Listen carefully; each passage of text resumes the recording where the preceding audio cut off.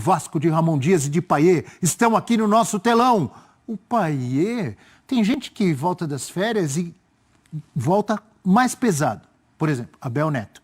E tem gente que volta das férias e volta mais leve. Payet. Fininho. Fininho. Mas... Perdeu 7, 8 quilos, não foi? Mas esse precisava, né? Ele precisava e está correspondendo. Jogador de bola. Grande comprometimento do Payet com a causa do Vasco, né? Vamos ouvir o Ramon Dias? Depois a gente fala mais do Payet. Ramon Dias, técnico do Vasco. Ele falou muito, eu nunca esqueço. Não vá barrar, não vá barrar. E não barrou. Barrou mesmo. Certo? Então vamos lá, Ramon Dias. Payet se está adaptando muy bien a Vasco, le gusta Vasco, le gusta cómo entrena, cómo trabaja, cómo adaptándose bien a Río de Janeiro. Y está siendo protagonista, que es lo que queremos. Realmente todo el grupo está muy bien, a él lo están acompañando, en el partido pasado no jugó y entró en el segundo tiempo y jugó muy bien.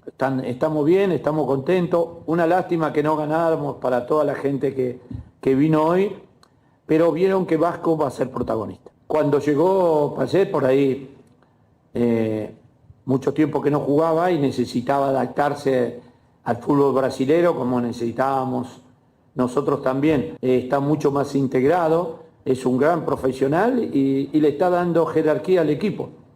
El equipo lo está acompañando y la verdad está mucho mejor, no solo él, sino también todos. Pero él, por supuesto, hace la diferencia porque es un jugador de categoría. Um jogador de categoria como era o professor Ramon Dias, titular da seleção argentina em Copa do Mundo, hoje técnico do Vasco, elogiando demais o Payet, professor. Com toda a razão, né? O Payet é diferente, está sobrando agora no futebol brasileiro. A questão dele era física. Mesmo com o físico abaixo, é adaptação, né, Nath? Mas também ele chega com um restinho de temporada num time com a corda no pescoço, rodada a rodada até o final do ano. Era pedir mais desse rapaz que, mesmo não fora do melhor da sua forma, ainda contribuiu muito para que o Vasco se salvasse. Só o gol que ele faz contra o Fortaleza, num jogo bastante difícil, e principalmente o gol salvador contra o América, do Grêmio também. ele de falta no fim do jogo. Isso, do América. Contra o América, né? E já é suficiente para ele ter ganho o voto de confiança de continuar. Ele já veio comprometido com a causa, é verdade, mas era um comprometimento ainda na teoria, né? Os 8 quilinhos só saíram agora e fizeram muito bem a ele e ao time. Ele é muito diferente. É um daqueles que a gente fala que sobra no futebol brasileiro e sobra mesmo pela categoria que tem. Agora tem a questão física, né? Vamos ver se ele continua nessa pegada. Se continuar, vai ser o grande destaque do Vasco. Ontem eu brinquei no linha de passe, né? Aquela coisa da Payet dependência. De Nenê a Payet. Dadas as diferenças entre os dois jogadores e também de idade, é um grande jogador. O Ramon Dias lamentou ali o Vasco não conseguiu dar o presente que a torcida queria, que era a vitória, ela escapou ali nos momentos finais, né? Daqui a pouco a gente vai ter a Renata Ruel para falar de arbitragem. Tem informação, inclusive, sobre essa arbitragem, sobre a reclamação do Vasco, pedindo que esse árbitro não esteja mais presente em jogos do Vasco. Daqui a pouco a gente vem com informação. Nós vamos falar um pouco mais do jogo, porque o Vasco não conseguiu a vitória que queria, André. Pois é, mas é um Vasco para mim que teve uma postura muito boa jogando com um a menos. Em nenhum momento ele deixou de ser protagonista da partida, mesmo com a desvantagem numérica, às vezes marcando até no campo de ataque. Gera uma grande oportunidade no primeiro tempo assim. É um time que é muito mais coeso. Ele evoluiu e tem o Payet como protagonista. Em cima do Payet, para mim, ele é a grande notícia do futebol brasileiro em janeiro. É o grande personagem do futebol brasileiro. Porque a gente vai falar de outros jogadores que estão se destacando, você vai pegar o Veiga. Mas o Veiga jogando bem, sendo protagonista, não é novidade nenhuma, não é notícia nenhuma.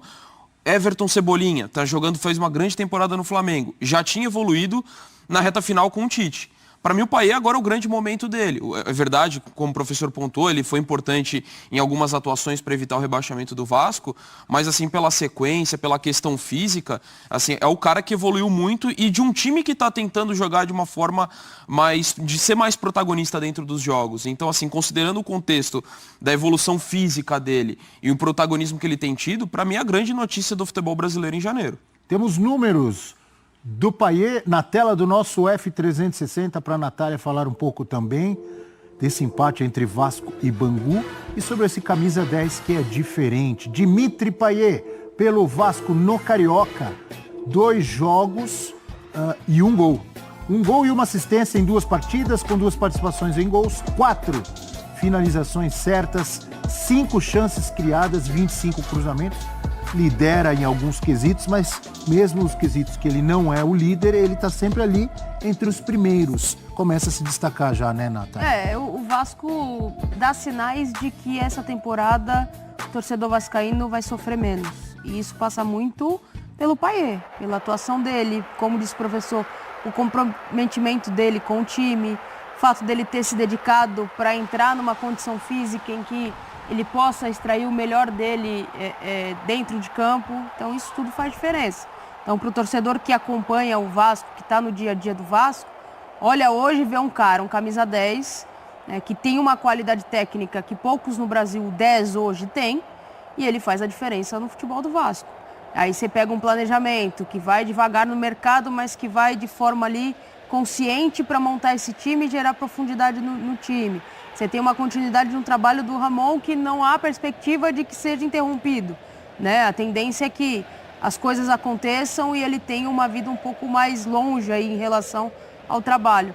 Eu acho que só tem notícias e expectativas boas para o vascaíno nessa temporada. Vai ser campeão? Não sei. Pode beliscar um carioca. A gente não sabe como as coisas vão acontecer. Mas é um Vasco que tem uma tendência a ser muito mais competitivo do que foi na temporada passada. Eu fecho com o Dom, que é a grande notícia, porque notícia, novidade, news, em inglês, novo. O Veiga não é novidade.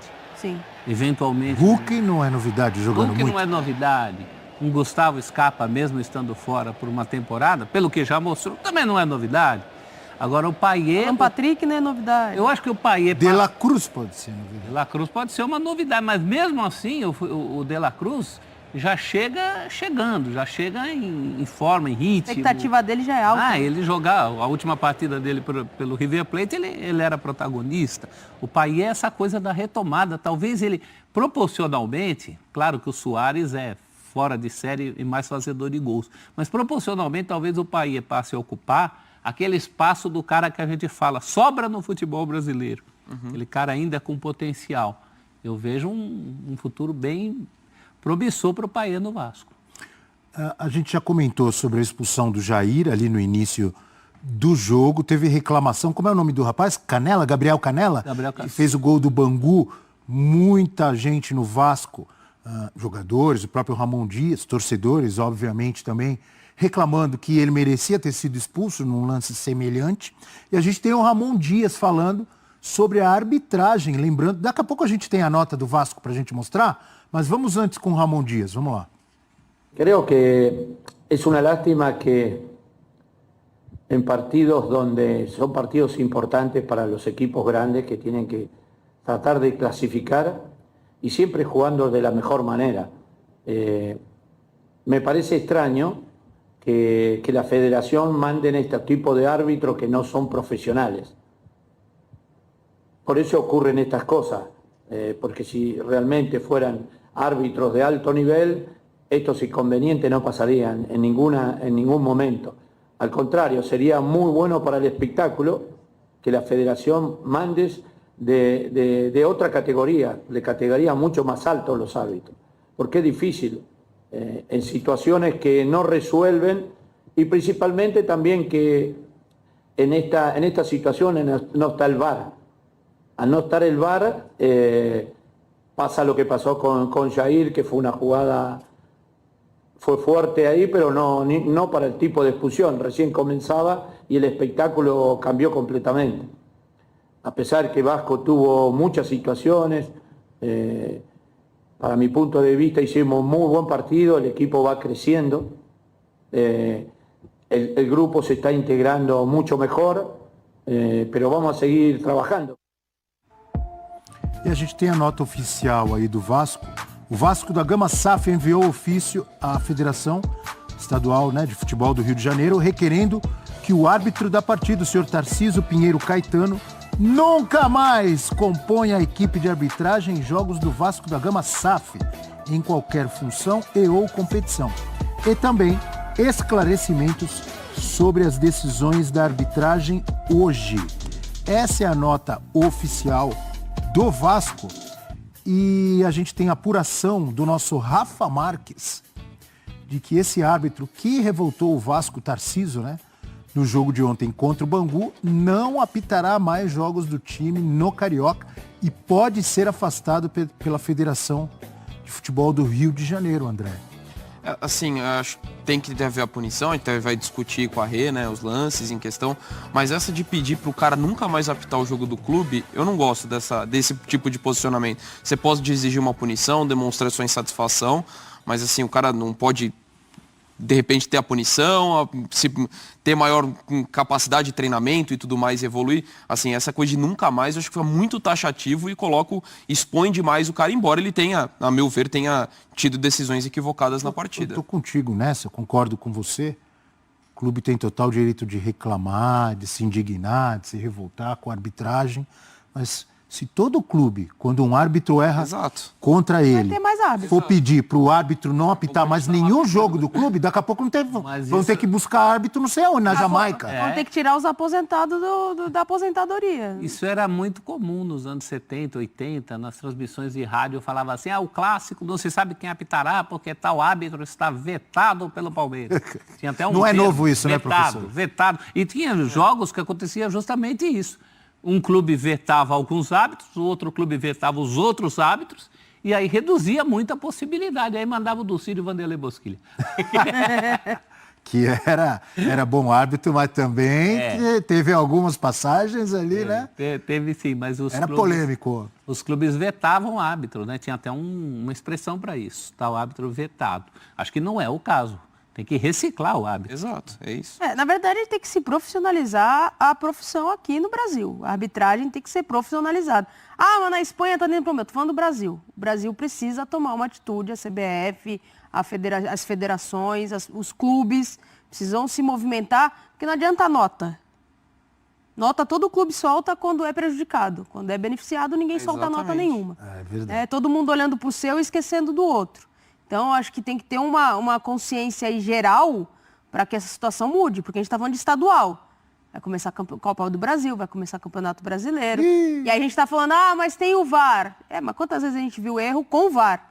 Sim. Então, não adianta. Ou a gente realmente pensa num processo em que a gente vai melhorar isso, ou as notas vão continuar saindo todos os dias. E temos conosco o professor Celso, complete. O Ramon falou de árbitro, tem que mandar árbitro profissional, né? A gente entendeu o que ele quis dizer, ele quer árbitros de nível, porque profissional nenhum árbitro é. Aliás, no futebol todo, se você olhar toda a engrenagem do futebol, só o árbitro não é profissional. É um absurdo. Tudo é profissional. Na minha opinião, é um absurdo. É um absurdo. Caras têm que treinar muitas vezes por conta própria, se recuperar de lesão por conta própria. Né? Deveria ter uma estrutura para os árbitros, são parte importante do espetáculo, como tem para os jogadores, para as comissões técnicas. Deveria ter, né? É para eles se desenvolverem como árbitros, né? Exatamente. Estudarem e darem o tempo deles para isso. E muitas vezes, na verdade, o cara ele está gastando o tempo dele com uma outra profissão que ele tem, porque ele não consegue viver, muitos deles, eu imagino que a maioria não consegue viver só de arbitragem, não são profissionais, ganha por jogo, ganha, né? Então é complicado também, a gente tem que ver esse lado da arbitragem também. Conosco, Renata Ruel, para falar sobre esse jogo, as reclamações. Foi pênalti ou não foi pênalti do Medel? Expulsão merecida do Jair? O Gabriel Canella do Bangu deveria ter sido expulso? O Vasco exagera nas suas reclamações? Muito bom dia, Renata, sempre bem-vinda conosco no F360. Tem trabalho para você, como sempre. Bom dia. Bom dia, Bel. Que bom ter você de volta, professor Donk, Nath, minha querida, fã de esporte.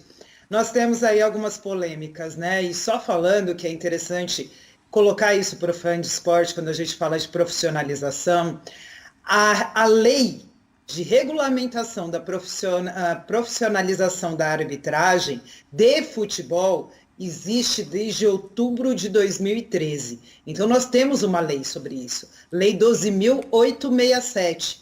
Só que ninguém coloca em prática. E aí, essa questão que muita gente tem que se movimentar para isso, inclusive os clubes. Os clubes também precisam ter interesse em mudar a arbitragem, em, para mim, desvincular a arbitragem de federações, de CBF, assim como é feita na Inglaterra.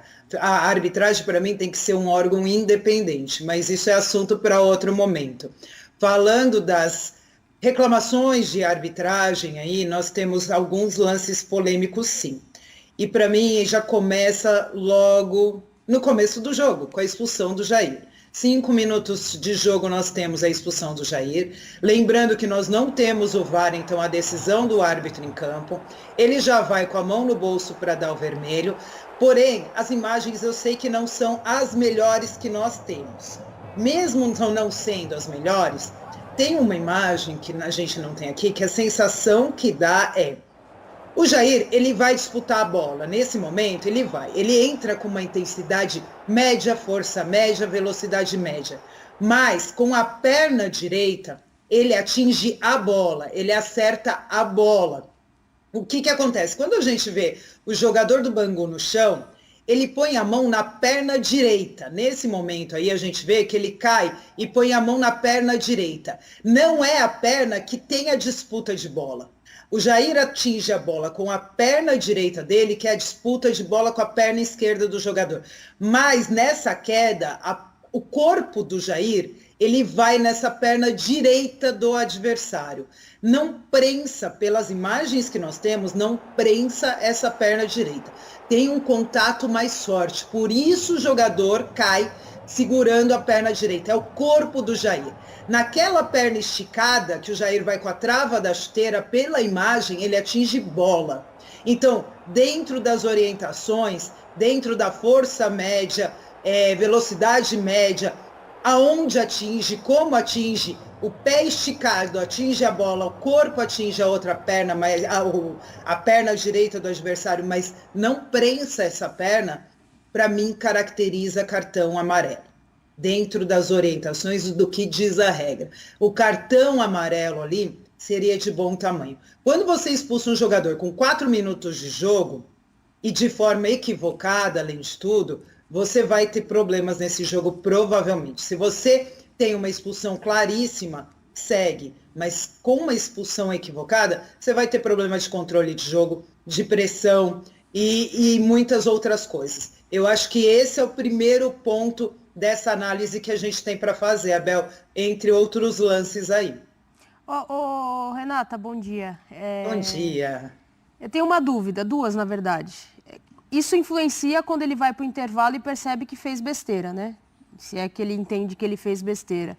E outra questão é, o Jair, no momento em que ele dá o cartão, normalmente o jogador, quando é expulso ou recebe um cartão e não fez a falta, ele vai pra cima do juiz, reclama. O Jair, ele vira as costas, balança a cabeça e sai. Ele nem vê que é vermelho na hora, né? Então assim, eu não sei se dá a sensação também de que ele entende que entrou um pouco acima do tom. Então fica essa dúvida. Em relação à arbitragem, é lógico que com uma expulsão dessa no início do jogo, se o árbitro ele não tem total convicção do que ele viu, ele vai ficar com aquilo na cabeça. Se ele vai para o intervalo e ele pega o celular ou alguém fala para ele, olha, foi um equívoco ali, ele vai ficar com isso na cabeça.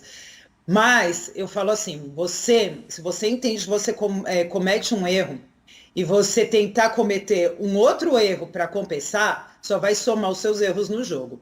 E isso só vai piorar.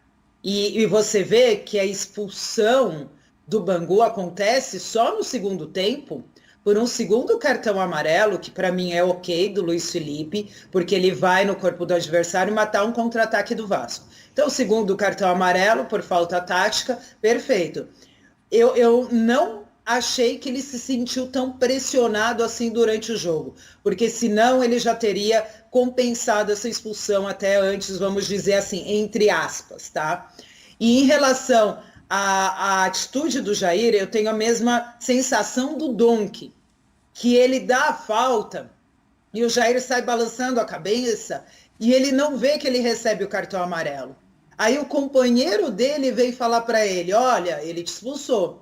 é quando ele se vira e vai até o árbitro. Essa é a sensação que eu tenho, que no primeiro momento ele não viu o cartão vermelho. Ele ficou inconformado com a marcação da falta e nem com o cartão. E aí o jogador, o companheiro dele, vai para ele e fala assim, olha, você foi expulso. Ele se vira e vai até o árbitro. Mas as imagens não são as melhores, né, Nath?